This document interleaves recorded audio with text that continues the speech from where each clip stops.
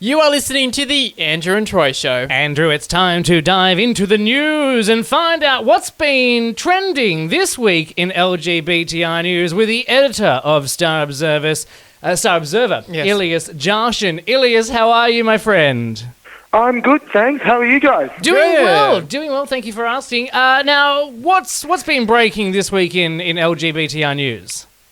Probably the biggest news to come out this week is the fact that Gaby Baby came out yesterday. Yes. Now, it's screening in selected cinemas around Australia, and we spoke to the director early this week to get the lowdown of what the movie's about and why it's an important documentary and some of her reactions to the controversy that surrounded the film last week. Awesome. And what was the lowdown? What she said to us was, the controversy is almost like a blessing in disguise. There's been a huge groundswell of support for the documentary in the lead up to its release. So hopefully its opening weekend is a great success and it has a good season in cinemas. Yeah, fingers crossed. I think I'll have to go and check it out myself because I still haven't seen it yet. No, neither have I. I highly recommend you go and see it. It's a fantastic documentary. Yeah. Beautiful. And what else is in news? I see that the New South Wales Young Nationals are sort of causing a bit of a stir. Yeah. They're one of the first. I believe they're the first young group from the coalition side. So out of the Young Liberals, Young Nationals around Australia and all the state-based groups, they're the first group on the coalition side, the youth group, to have passed a motion in support of marriage equality. Yeah. Now, while this that's a big deal because Young Liberals in New South Wales still won't support it, and no other Young Liberal group has come forward to support it. But I'm open to being proven wrong if that's the case.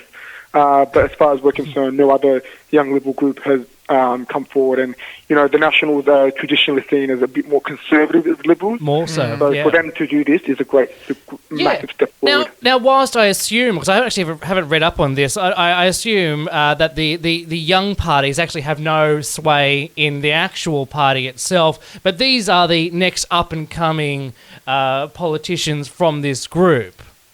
Yeah. So that's they're just young members of the party, basically. Yeah. So the next generation of the party. They're not necessarily gay. These young groups are mostly straight.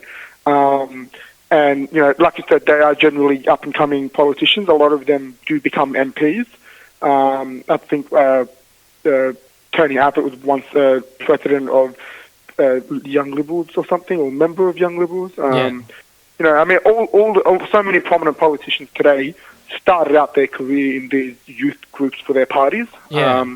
The same thing with Labor. There's Young Labor and Rainbow Labor as well. A lot of the openly gay politicians in Labor started their career in Rainbow Labor, such as Penny Sharp in New South Wales, and one of the former senators, I forget her name, she was in Rainbow Labor as well. Anyway, my point is, like you said before, they do go into do tend to pursue careers in politics, great as they say, children are our future. The youth is our future. So the fact that they've done this, I think, is a huge deal. Yeah, well, let's just hope the National Party maybe take on a little bit of advice from their up and coming politicians. Fingers crossed. Highly doubt it, though. Yeah. Let's head up to Queensland, to Brisbane in particular. They might be getting something cool and new. Yeah. One of Brisbane's well-known activist, Phil Brown, he spoke directly to Brisbane City Council at a meeting early this week. He presented a speech and he proposed the idea of possibly putting a rainbow crossing somewhere in Brisbane.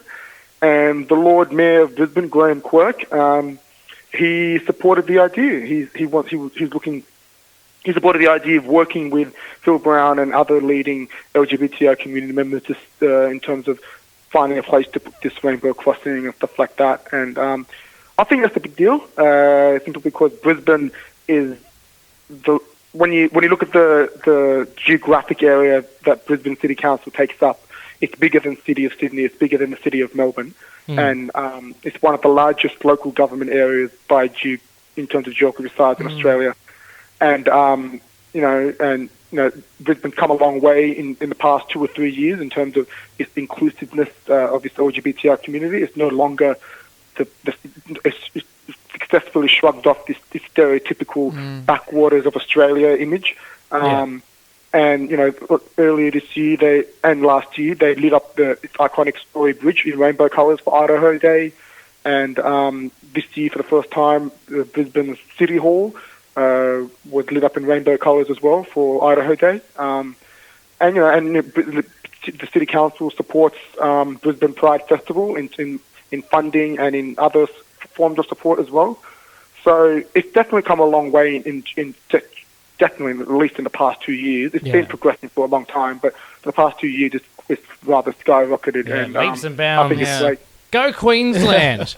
Maybe, well, with Sydney becoming too expensive to live in and Melbourne being too freaking cold, maybe we head up to Brisbane next. Yeah, good choice.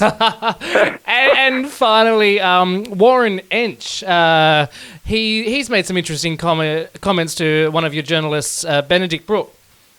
Yeah. It was at a Liberal Party fundraising event on Monday night, and he just managed to provide us with some gold quotes, such as how he reckons Tony Abbott is probably the last person standing in his whole family who doesn't support marriage equality, and I quote, even his bloody dog probably even supports marriage equality. I think it's quite hilarious because Warren Ench is he's a former crocodile farmer. He's from far north Queensland. He's probably he's got this image of a very stereotypical blokey Aussie guy from the country, an unlikely ally. Yeah. So I think it's just quite amusing and good on him for saying that. And he has the freedom to say that because he's a backbencher. He's not bound by a binding policy like the front benchers in the coalition. Yeah. And he can cross the floor if if a marriage equality bill gets introduced in federal parliament. And good on him. Yeah. So, he's standing up for the community. He's probably the biggest, one of the biggest.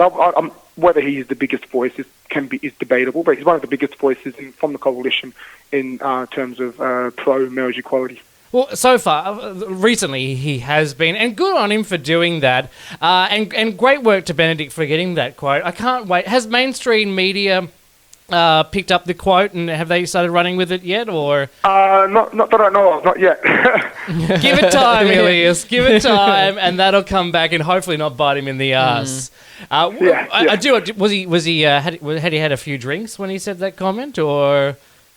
I beg your pardon? Had he had a few drinks when he said that comment? I'm not sure actually, but it was part of an interview, so I guess it's good. Whether he's had a few drinks or not, it doesn't really matter. The point is, very rarely do politicians show their human, relatable side. Oh, exactly. And that's what. And it would be great if more politicians can do that rather than continue to have this stuffy, unapproachable image. Yeah. And finally, before we go, Elias, because we have run out of time. Yep. You seem to be getting out and about a little bit at the moment. Caught you Wednesday night at a certain variety stage show, chatting news at the shift. How was that? Yeah, that was great. That was good fun. Yeah, I reckon it was good fun being under the spotlight and being questioned. Normally it's the other way around, so yeah. Yeah, being live on stage with a stuffed doll and a puppet. Yeah. No comment. Elias, thank you so much for joining us here on the show today. Of course, Star Observer, your monthly lifestyle LGBTI magazine. The next issue is coming out in 2 weeks' time. And, of course, daily news on starobserver.com.au. Thanks for having me on, guys.